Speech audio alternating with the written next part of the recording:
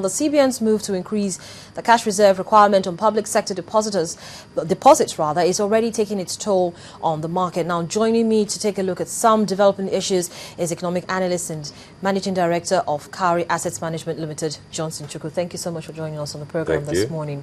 When you heard that announcement, what were your thoughts exactly? Well, I felt that it could cause some level of instability in the banking system, which he has done, which has happened. Well, not severe instability. I mean, you could see the banks realigning their balance sheet or their portfolio to restore their liquidity situation, and that's happening. And of course, the implication of that is that interest rates will change, both deposit rates, fixed income rates will change, the bank's income levels will change, lending rates will change. And those things will have macroeconomic impact on the entire system. When you say macroeconomic impact, let's take a look at the capital market, for instance. How much of an impact will this have? You know, the impact on the capital market will be a delayed impact or secondary impact. The reason is that right now you don't have a lot of credits going into the capital market. Mm-hmm. Most of the funding going into the capital market are coming from real equity investment or funds from fund managers. You find out that aside from the foreign portfolio investors, the major investors in the capital market are the PFAs, and their funds are long-term funds. They are not borrowing to play in the market. So you're not going to have a direct impact on the equity market. You're going to have a second impact. The second impact will come in the form of the prices of the banking stocks, because over time this policy will affect the earnings of the banking industry, and the market will price in that reduction in earnings. So you may see towards the end of the year a reduction in prices of quoted bank shares. So I was just going to ask you, does that mean that probably when we see Q3 earnings report come out now, we're going to see, probably hiccups, so to speak, in their fixed income and interest income ratings? Yes, we're going to see it in second, third quarter, but it will be more obvious in the fourth quarter, because the first month of the third quarter has already gone before the implementation. You could see that the implementation coming on 7th of August. So the entire July had already gone before the implementation. So you're going to have 2 months impact of the 3 months period. But the fourth quarter is where you're going to have more severe impact. So are we going to see such an impact as well on the money market, for instance? Yes, it's already having an impact on the money market. Of course, rates have been trading northwards. Money market rates have been trading northwards. Basic thing you have to look at is this. What the central bank has done is to sterilize about 572 billion. Entire public sector deposit in the industry is estimated at about 1.3 trillion. And 650, half of that is 650. Remember that there was already 12%. So the differential is that they're going to sterilize about 572 billion. That going out of the system will create immediately liquidity hiccup in the system. But the central bank is also trying to push in money through the open market operation to restore that liquidity in the system. So after they send that liquidity, the banks will have their liquidity to some extent restored. But they're going to have a switch from income earning assets, which they had used this money to buy bills at high rates or buy bonds. They're going to sell down those bonds. If you look at what happened last week, Central Bank sold 210 billion matured into the system. There was no sale of open by OMO. This week again, you're going to have 245 billion matured into the system. Only 172 billion will be taken out in form of new sales. And that means over the 2 weeks of last week and this week, you're going to be having 210 billion plus 73 billion coming into the system. So you're going to be restoring the system liquidity by about 300 billion. After the 572 billion they're taken out on Wednesday, within the last week and this week, the central bank will be restoring liquidity into the system by just not reissuing as much treasury bills as that are maturing. So eventually, over this period of time, over a short period of time, central bank will restore the liquidity of the banking system. But that will mean that the banks are foregoing income earning assets for non-income earning assets, because those cash reserve ratios are not going to be earning income. Previously, central bank was paying for any cash reserve of a bank above 8%. When the central bank increased the rate to 12%, they said the banks, it used to be 8%. They said for any amount above that 8%, the central bank was paying interest on it. Right now, they're going to seize that interest payment. So it's going to be a double whammy for the banking system.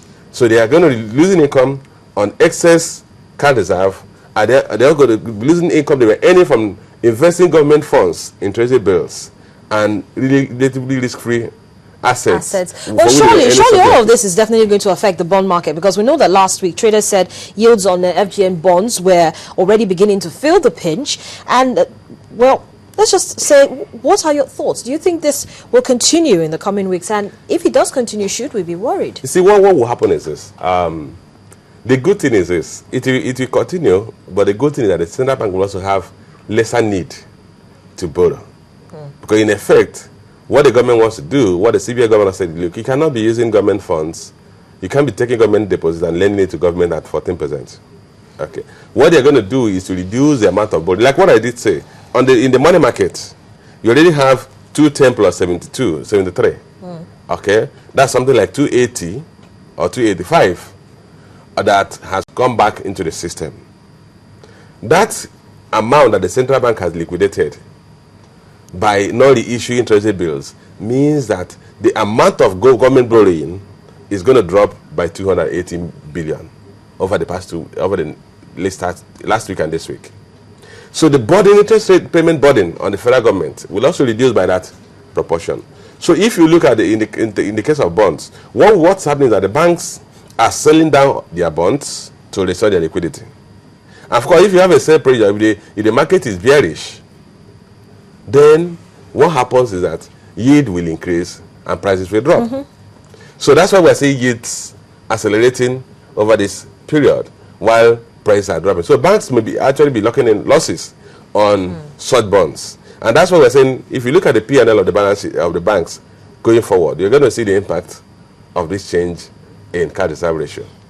Well, some say the increase in the CRR was supposed or would further reduce the already inadequate credit to a cash beleaguered real sector. What are your thoughts on this? That's why I say that we're going to have a macroeconomic impact of this. If you look at right now, the bank's priority is to restore their liquidity. And the next thing, I know that banks have actually suspended disbursing, even approved loans. So the next thing they will do is that they will try to reprice those loans and increase their lending rates to be commensurate with their cost, because the banks are also going to the market to borrow, to sort for new commercial deposits at higher rates. I mean, banks are already increasing their borrowing rates at between 4 and 4%. They're going to reprice their loans to factor in the additional cost of borrowing from their own side. I mean, deposit obligation. So you're going to see higher lending rates. But the challenge you're going to have is this. Lending rates are already very high. Lending rates are already in the neighborhood of above 22%. In fact, the upper limits of the 20s. Yeah, so if you want to reprice and increase the lending rate by about 3-4% or 3 to 400 basis points, you're going to have resistance. If you don't have resistance, you're going to have higher delinquency ratio.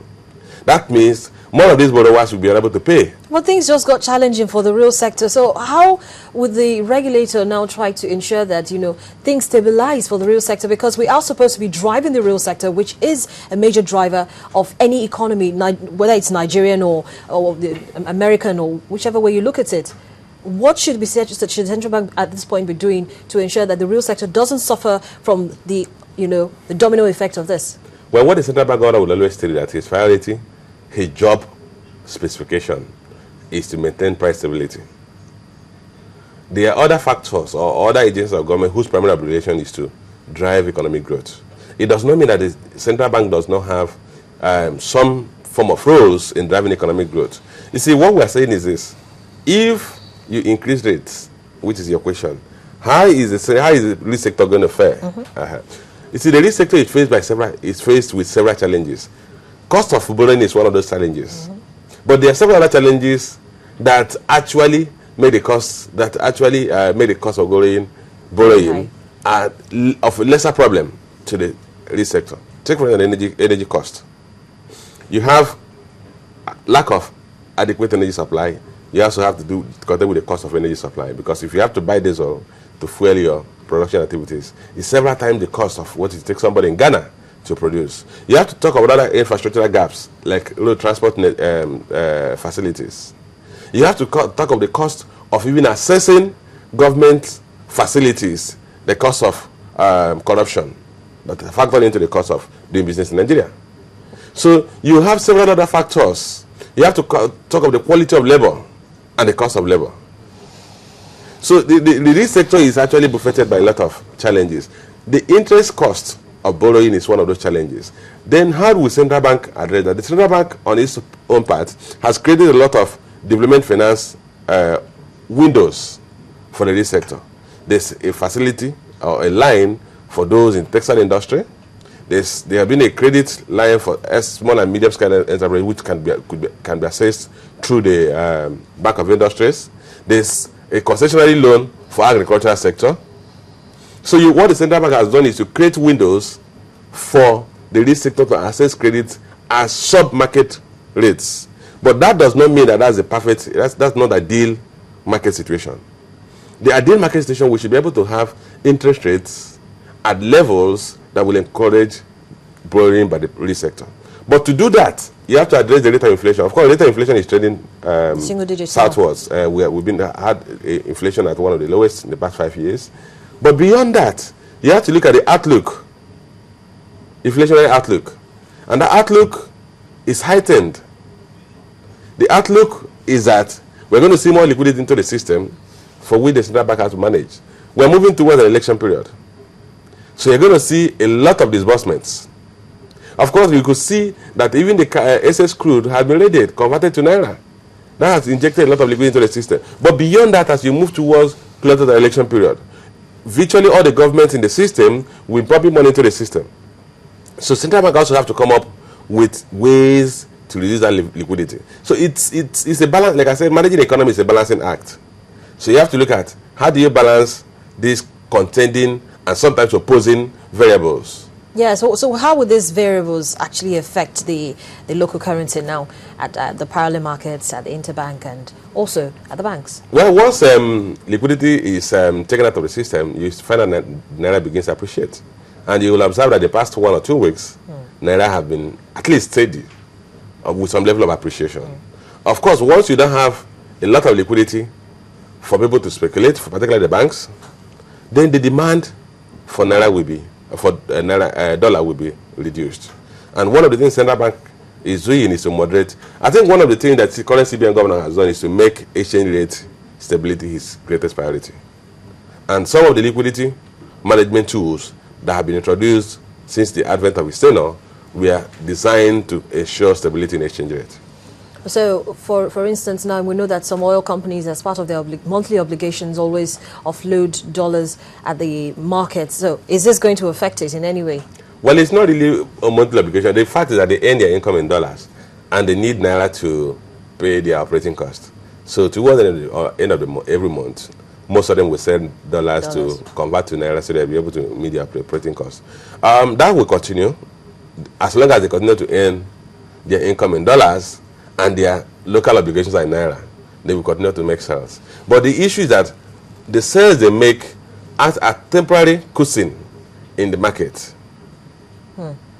Once you have a lot of liquidity in the banking system, the demand for FX, particularly in the face of the fact that we know we're having declining accretion to the reserve or actually diminishing reserve because our foreign exchange earnings are being challenged by the breaching of supply sources, our production sources, because of the regular attacks on the pipelines, which lead to force majeure declaration by the oil majors. So you find that our oil prices have been relatively unstable in the recent past, and then you have a situation where Nigeria's production have been declining because our production is being compromised by vandals who have been attacking our pipelines.